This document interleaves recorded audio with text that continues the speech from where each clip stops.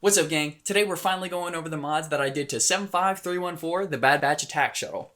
So of course the main thing in this video is the Bad Batch shuttle, but I did want to showcase that I did not take apart either of these two dinky little speeders that the set came with, because I actually did want to keep them together. One, because this just fits really well in a civilian environment, and LEGO Star Wars doesn't really use a lot of unique, abstract colors, kind of like this very bright lime green, so it's really nice to just keep together. And then the Imperial Bark Speeder, I think it's the only Imperial Bark Speeder that we've ever gotten, so it's super sleek, super clean, and ultimately I didn't want to take it apart because of how well put together it is. I think the only thing I did on here was just add some cannons to either side so it's actually weaponized. Now we can get onto the meat and potatoes of this video, which is the mods that I've done to the Bad Batch shuttle. Now, when I was approaching these mods, I knew I didn't have a lot of sand blue pieces in my collection, so I was going to really have to stretch out the sand blue that it already came with and the limited amount that I had. And the main goal with these mods was just to expand this rear cabin a little bit so it could accommodate all the figures. And those of you that have this set, you probably instantly noticed that I have expanded this out. I think it's done by about 5 studs. You can very clearly see how it's built up here. I changed around how the turret looks a little bit, and I even added a rear hatch down there on the bottom. And I guess while we're back here, we may as well just start the review back here. So you can see that I did change how the rear turret looks. LEGO overall on the set by default had the position of the window correct, but they didn't have the position of the barrels. They were originally way down here, and I believe on the actual Havoc Marauder, the barrels are right beneath the window, so I went ahead and put those right underneath the window, and I changed the way that the window is actually built into the set. I armored it up a little bit more on the sides, and also to help make it look sleek and transition down to the sides towards the wings. And then underneath the turret there, you can actually see I added a rear access hatch. Now, I know the Havoc Marauder in-universe doesn't actually have a hatch on the back. It's up towards the cockpit up here, but that was going to be really hard to achieve in this LEGO scale. And even if I did fit a door right there, I doubt a figure would fit through it. So I went ahead and just utilized the empty space that wasn't being used back here and added the door on the back. On the door, there's not much going on. Like many of the other sets that I've done, I added a circular tile to make some simulation of an airlock so another ship could actually dock right here and they could load through. And on the bottom side, though you can't actually use the spring-loaded shooters because they'll run into the way of these supports, I did actually leave them there, ultimately because they don't look bad and it's a little bit of extra sand blue to help blend in the color scheme, so it all still works out. So the wings for the most part are essentially unchanged. The main thing that a lot of you guys probably noticed immediately was how this armor plating looks right here. I definitely had to change this up a whole lot, went through plenty of different variations, and it's due to the lack of sand blue that I have. I don't have any other sets with sand blue as a primary color. I was actually using pieces from the 2018 X-Wing. That's how bad I was scrounging for sand blue. And then while we're on the side paneling, the last actual play feature kind of thing that I added on the outside was just a little bit of storage in what looks like is just building up to the fin here. You can fit 2 blasters in there, or you could fit Hunter and Tech's hair pieces in there, but it is a little finicky, so to get them back out, you actually do have to take off the hinge. So for now, I just have Wrecker's blaster sitting in there, and I did try and use cheese slopes on that, so it does slope up decently well. I'm still a little unhappy about this gap here, but like I said, limited pieces cause some constraints there. But overall, I still think it looks really good.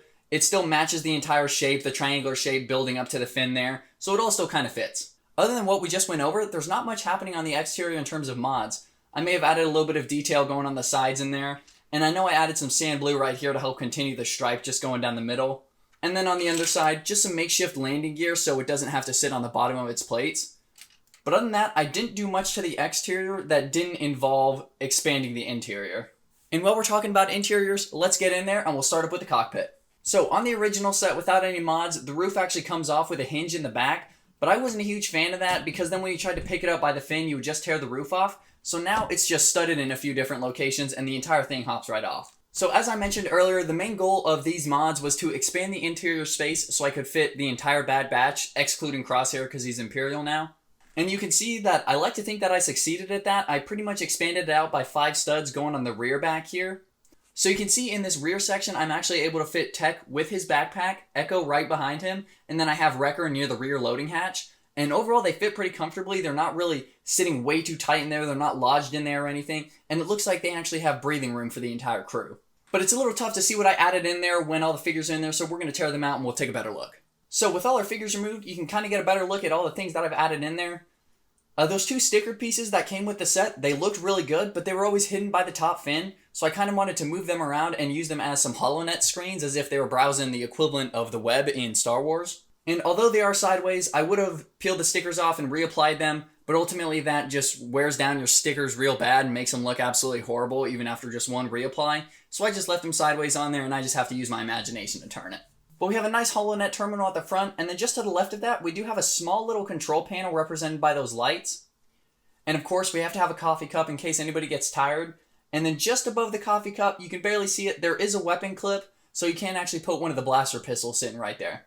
But then opposite the little control panel, you actually have some interior greebling, like some interior piping that got blown open. And most of it is black pieces, so the light is really getting sucked out, but you can just barely see it. I like to think that I blended it in here pretty well. All of them do touch the wall, so it does look like they're actually flowing and powering other parts. It doesn't look too out of place thanks to that.